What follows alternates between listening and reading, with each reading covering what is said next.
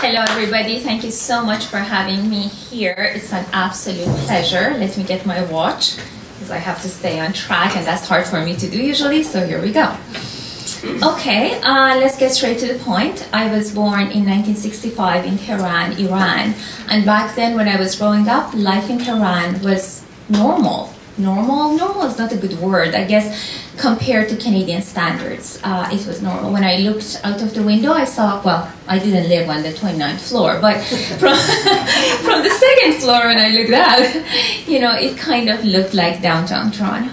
And my father was a ballroom dancing instructor in Tehran, so I grew up to the rhythms of cha-cha and tango and, you know, a lot of Latin American music. And my mother was a hairdresser. So we lived in an apartment downtown Tehran, and I went to a beautiful Zoroastrian high school for girls, and we had girls from all different faiths.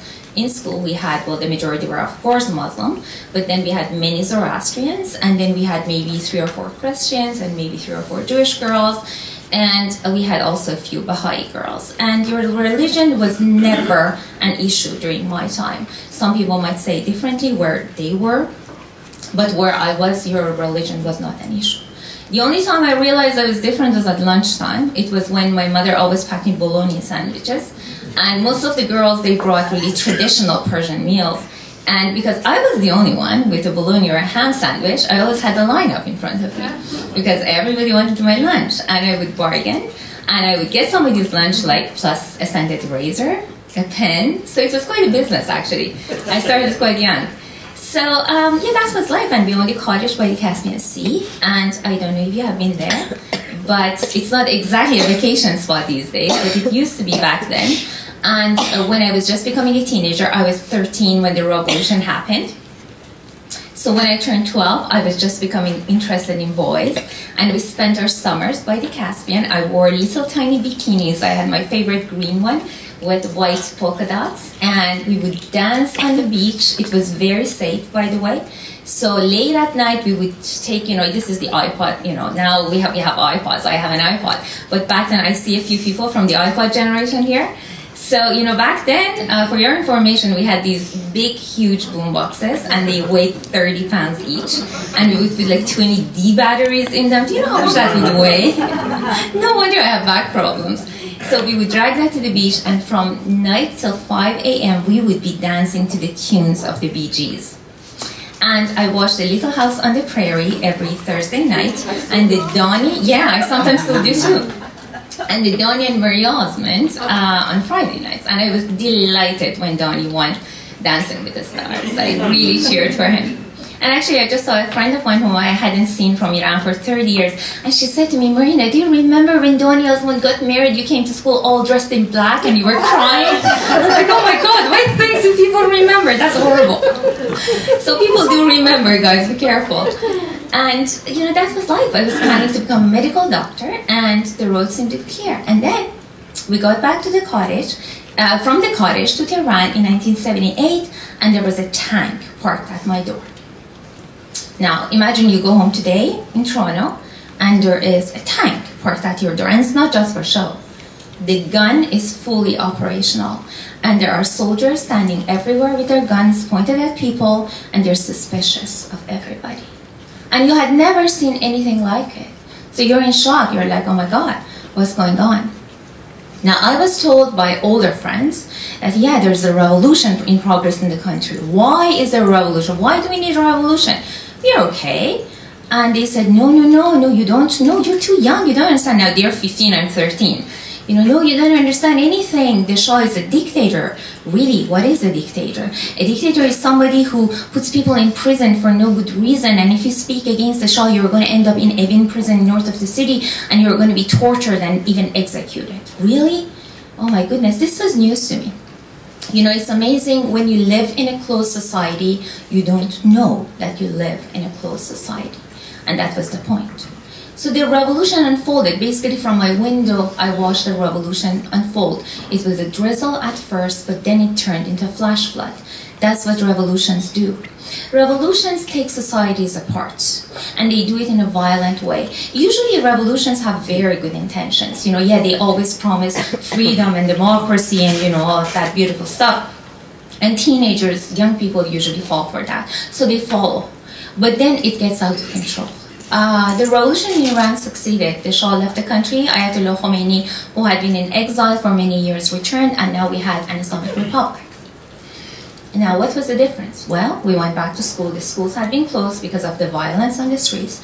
And our very accomplished principal, who was very close to the government, and she was a beautiful woman, very strong. At the time, by the way, in Iran, women could become judges. Women could become the prime minister. Women could become whatever they wanted.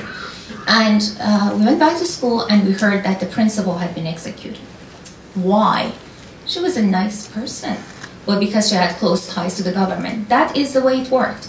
You know, when a revolution succeeds, it just kills people because they had ties to the old government. They don't need much reason, you know. There aren't any real trials. They basically just shoot people. And that's what the revolution did in Iran. That's what the revolutions do. It did the same thing in Russia. You know, what happens to the Tsar, you know, what happened in China, that's what revolutions do. So in school, at the beginning, except that the principal was gone and we had this new principal who was 19 years old and she was a member of the fanatic Revolutionary Guard. Well, we didn't like her, but our teachers were mostly there and we went back to class. And it was interesting how suddenly at recess, instead of talking about Donny Osmond, people were talking about Marxism and socialism and justice and ideas. And it was fascinating. Now, I'm from a Christian family. My grandmothers, they immigrated to Iran from Russia. And I didn't know anything about Marxism because during the time of the Shah, it was illegal to even talk about it. But now there were all these books everywhere. And when you're 13 years old and somebody tells you, don't read those books, those are not good for you, you would read them. So at lunchtime, we would get together and we would read about Marxism, social justice, and we would say, yeah, we've had a revolution and we are going to achieve freedom in this country. Well, we were all very excited about it. And then the hijab became mandatory.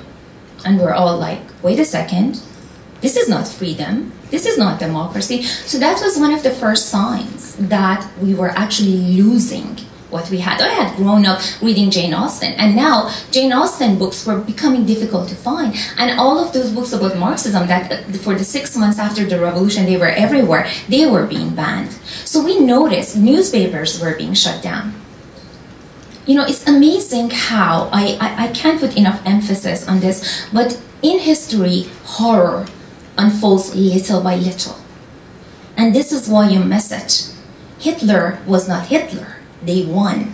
He started somewhere and he moved along, and then we had horror. The same thing happened in Iran. We lost our freedoms one by one. Okay, the hijab is mandatory, Jane Austen is illegal, Marx is illegal, you know, wearing pink is illegal. Like, hello? You're crazy. Donny Osmond is illegal. Basically, everything is illegal. And then, one by one, you know, because they happen one by one, you don't take them seriously. But then, by the time you realize what has happened, you have drowned. It's too late. Now, if you speak up, somebody will put a gun to your head and will pull the trigger. No kidding. So what are you going to do now? Now, if you're 13 or 14 or 15 years old, you're going to do something. And that's what we did. Now, recently in Tehran, you heard about the protests that followed that bizarre election that put Ahmadinejad back in power. Well, it was a fraud. Of course, Ahmadinejad is a fraud. And everybody, well, not everybody, but most people in Iran know that, and they laugh at him. But this didn't begin last summer. It began in 1980. And it began with my generation on the streets of Tehran, yelling and screaming against the Islamic government, yelling and screaming against the hijab, and young girls yelling and screaming that they wanted to become judges, that they wanted to be able to wear pink above anything else.